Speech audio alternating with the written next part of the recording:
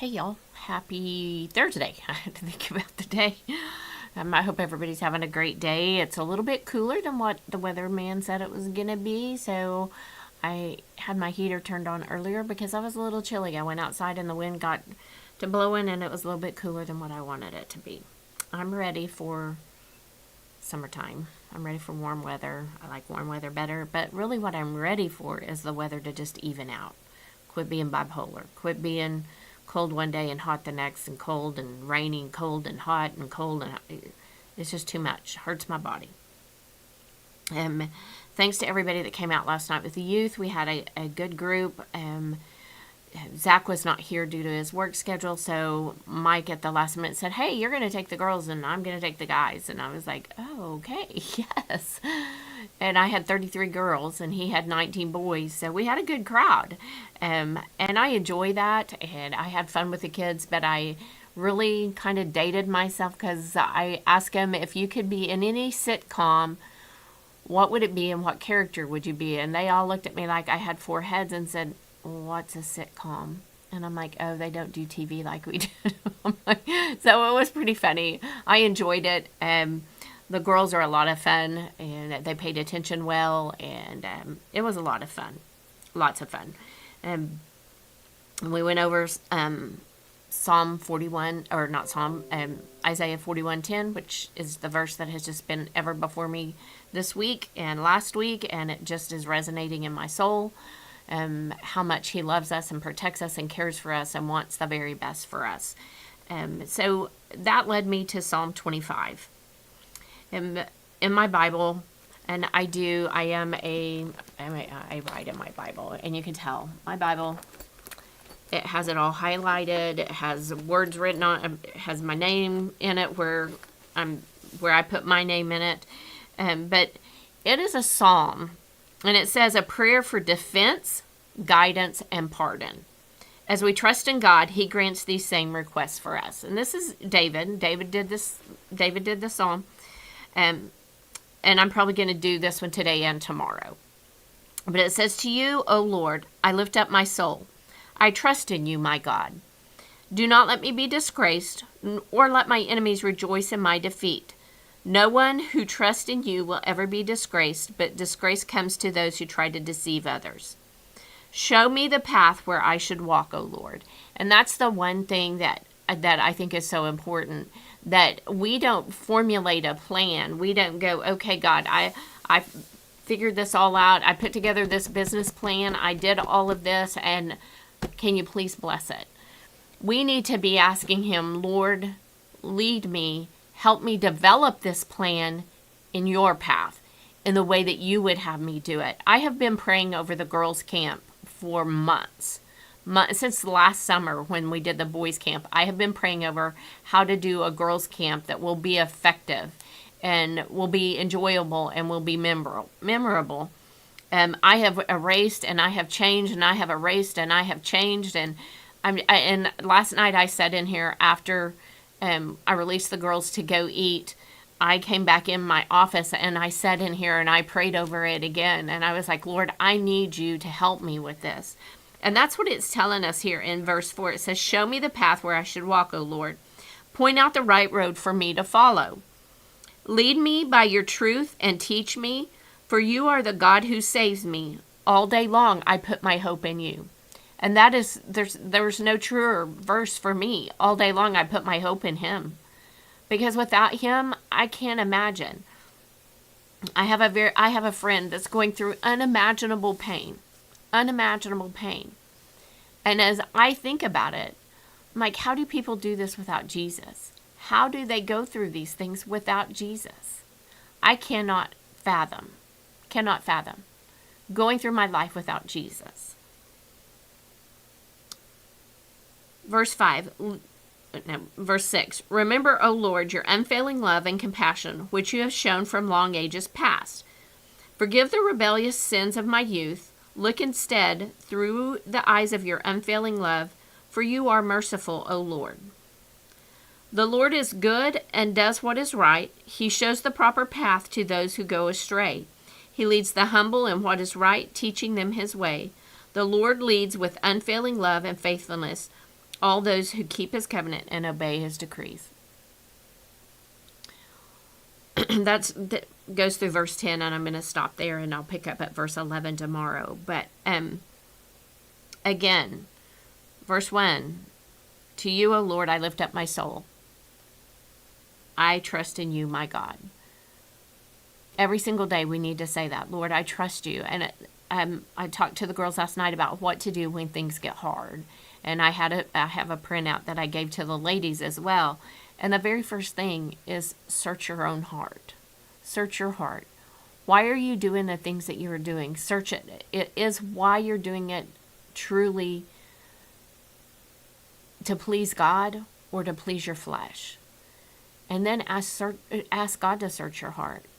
Because he knows the desires of your heart. He knows what you're doing and why you're doing it. But we need to seek him at all times. Seek him. Verse 4, show me the path where I should walk, O Lord. Point out the right road for me to follow. Lead me by your truth and teach me, for you are the God who saves me. All day long I put my hope in you. So he is the one that teaches us. And how does he teach us? He teaches us through circumstances sometimes. He teaches us through trials sometimes. But he teaches us through his word. If what you want to, if where you feel like you're going, you need to take it back to the word and make sure that that is in obedience to his word. Sometimes he uses others to help teach us. Sometimes he he uses our children. Because out of the mouth of babes, I tell you, sometimes it takes our kids saying, hey, what are you done that for? Why do we have to do this? Or why, sometimes he uses the people you work with, the situations that you're in, the circumstances, because a lot of our circumstances are out of our control. When we work in the world, work with people in the world, some days are more difficult than others. Things happen that we can't control. But again, it's, remember, Lord, your unfailing love and compassion, which you have shown from long ages past. Forgive the rebellious sins of my youth. Look instead through the eyes of your unfailing love, and you are merciful, O Lord. So asking for mercy. We're asking for, Lord, I am in a situation. I don't know how I got here. Please be merciful with me. Please help me get through this. Please show me how to get through this. And he will lead, guide, and direct you.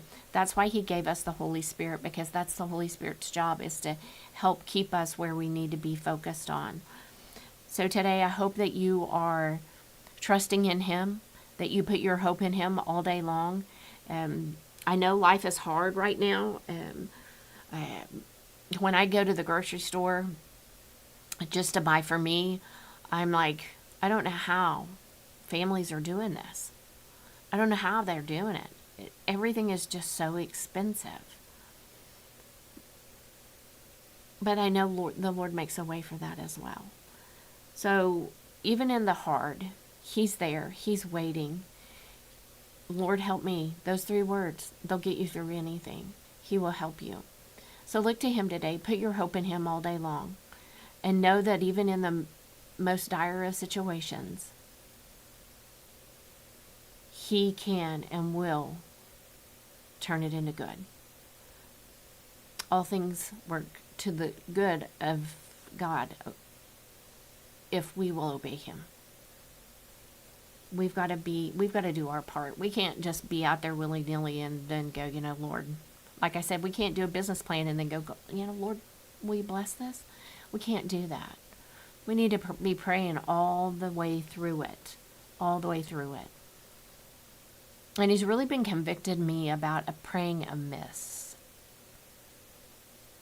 We need to make sure that our prayers truly do line up with what he has for us and not just throwing things out there. Because we know we need to pray, but we just, we're just throwing it out there. We need to be sincere and honest in our prayers. We need to be sincere and honest with him. Lord, I can't do this today because I'm just struggling. I can't even put 2 thoughts together today, or whatever it may be. He's there to help you. Put your hope in Him all day long. Let Him walk you through. Let Him lead you on the path that you need to go. I hope you guys have a great afternoon. It is windy still again today. When it gets to be July, we're going to be like, where's that wind that was all of March and all of April? And where is that wind at? Because I have a feeling we're going to be hot come July. But Sunday services, normal times 9 and 11. Safety team, we will have a meeting right after the second service. You will be fed. We will be going over some things. I'm not in control. I just do what I'm asked to do with the safety team, but I'm not in control of that, and I don't want to be in control of that. But we will have that. And then elders and deacons, we do have a meeting at 4 o'clock on Sunday as well. Ladies, we will meet at 6 o'clock on Sunday. This Sunday is my long day. I'm here all day long, but I wouldn't trade it for anything. This is the best job that I've ever had, and I'm so thankful the Lord gave it to me, and I'm so thankful for the way He's moving and the way that He is doing the things that He's doing in this church through His people in this church. It's amazing to see people growing and wanting to be a bigger part and wanting to do more, and I'm excited. I'm excited at what He's doing, and I'm just thankful that I get to sometimes sit back and just be a spectator in it, because He's doing amazing things, and I'm so excited about that. So if you don't have a church home, we encourage you to come visit us. We are just down to earth, everyday people. You don't have to dress fancy. You don't have to do any of that. You can come in a suit and a tie if you want, but you can also come in your cowboy boots and in your jeans. So come as you are. If you're headed to the lake afterwards, come in your shorts. It's okay. God's not going to be mad at you. And we're not going to be mad at you either. We're not going to tell you have to sit over there on that side, because that's where we set the people with shorts. That's not what we do. It's just not who we are. Just come as you are, because God has a word for you this week. And come believing that He's going to do something amazing in your life, because the Spirit has been moving. And I'm so thankful for that. So I hope you all have a great, great day. I'll see you back here tomorrow. Stay out of the wind if you can, and enjoy your day. See you tomorrow.